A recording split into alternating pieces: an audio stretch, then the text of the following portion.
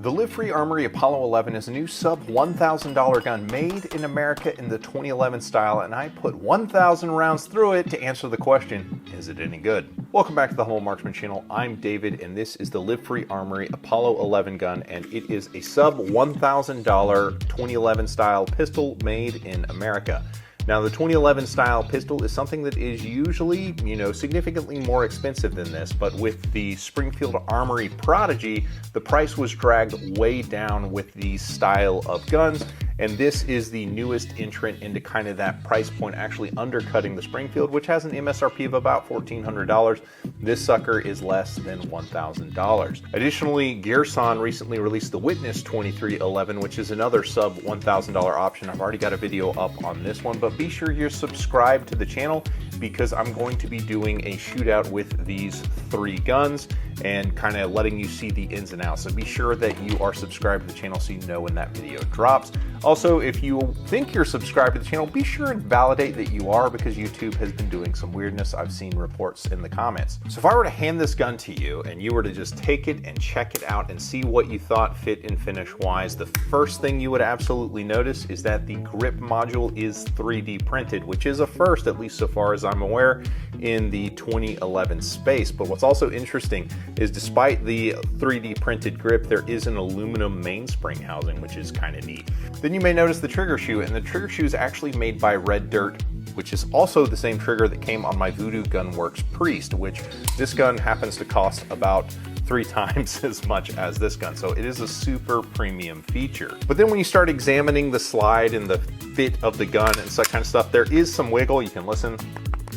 Slide to frame, so it is kind of a looser fit gun, but the barrel has absolutely no deflection at either the hood or the muzzle, so the barrel is fit tightly, which is what you want. The barrel is a bull barrel style gun, which in my opinion is what is needed on the double stack 1911-2011 game. Then you'll probably notice that the slide is Cerakoted, and the slide work on the gun is kind of slick, like the front serrations aren't super usable. It provides some traction, but it doesn't really bite you like you like those to do, and the same story on the rear serrations as well.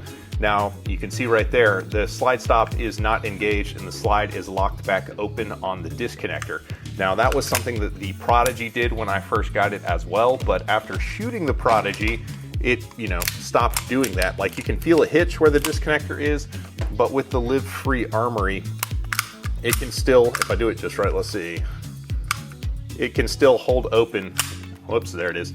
But you can see it still holds open on the disconnector. The trigger pull weight when you test it is going to be a 4-pound trigger pull, so that is just a tiny little bit of take up to get to the wall, maybe a little more take up than you would like on a 2011 style pistol. The wall is firm, and then a tiny bit of over travel, which is, pretty typical for a 2011. Very, very good, way better than pretty much all the Striker pistols out of there. One thing you would probably also notice is that the grip bushings on the pistol are gigantic, like the little bolts that hold the grip onto the frame, like the way 2011s work, is that's actually the frame. This is a polymer grip module. They're bolted in place with these 2 sets of bolts right there. And for whatever reason, these are gigantic. I noticed this when I was, looking at the gun, cleaning it up before this video and looking at it on my Staccato. But if you look at like the Prodigy, the bolts are flush, and even the Gearson, the way that they have done kind of the bolts there, these ones are a little bit proud as well. So the controls are pretty decent otherwise. The manual safety, while it, has a very positive SNC, it doesn't feel super smooth and refined how it's done. They have like a different design where the offside ambi safety is actually held in place by an elongated sear pin that the safety kind of rolls underneath, versus a more traditional 2011 ambi style safety where there's like a leg that goes into the grip frame right there. You can kind of see right there on the Prodigy. So getting to that sub $1,000 price point, obviously some corners were cut and some were rounded, but the spec of the gun is what I would consider a good 2011 spec, and they even have a full-length stainless steel guide rod that requires a staple or a Allen key or something like that to take down. So it is a good spec in my opinion for what you're trying to get, and it comes cut for the RMSC optic. Now, part of the cost saving stuff is going to be that they just basically have a very basic optic cut, and this optic cut actually doesn't have any recoil bosses that go up in there. The optic is 100% retained by screws. This is a Zerotech Thrive HD optic that I'll be doing a 1,000 round review on, so if you want to see that, be sure and get subscribed to the channel.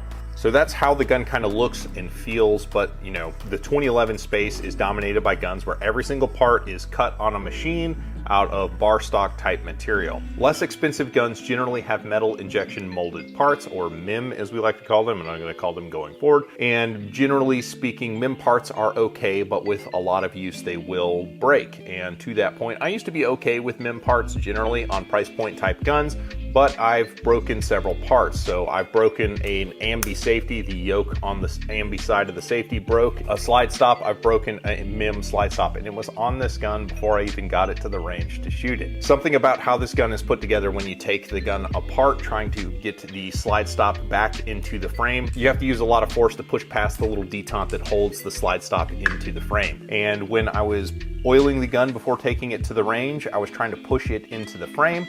Just using hand strength, it felt like it seized up, so I tried to back it out, and I used a gentle prying from like a car key to kind of help pull the thing out, and the top of the slide stop, this part right here, just kind of popped off.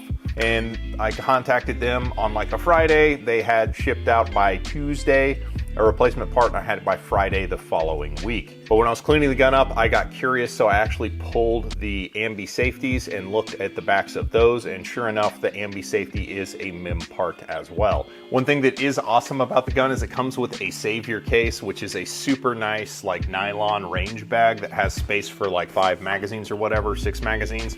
It is a mega nice gun. It's gonna come with some gun oil as well. But shooting performance out of the gun, it is a 5-inch 2011. It weighs about 34 ounces, just a click north, and the gun is super nice to shoot, actually. It is, you know, like any other 34-ounce gun. It feels really well. It's very accurate, you know, shots on target, not a problem. Follow-ups, lots of great stability at speed. This 3D printed grip material actually does kind of suck your hand into the grip a little bit, just because it feels like it has like a porous type texture.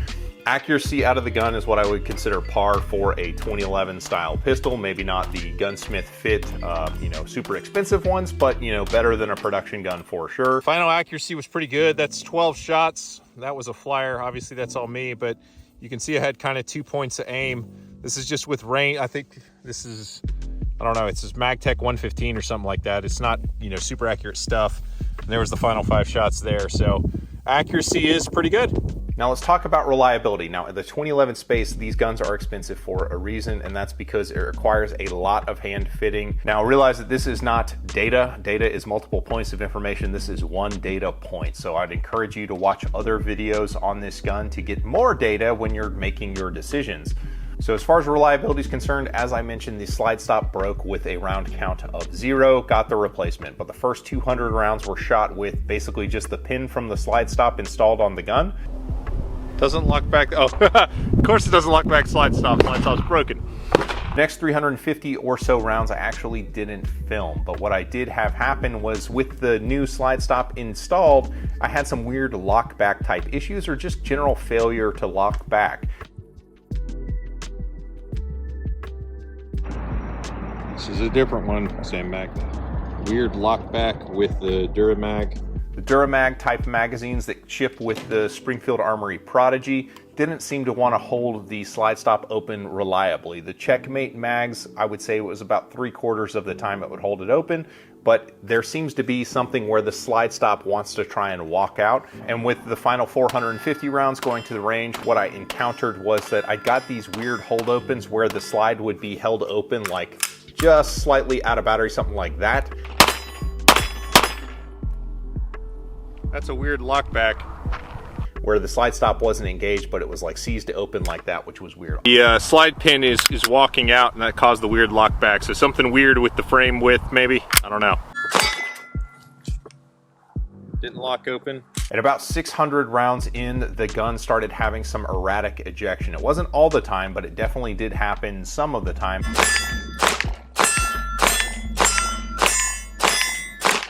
One-handed is starting to get erratic ejection.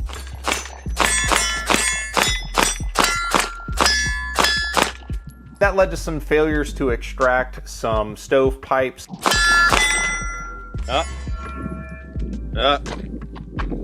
Another failure to eject. With 4 17-round mags left, we had a failure to extract. With 2 17-round mags left, another failure to eject on the last round.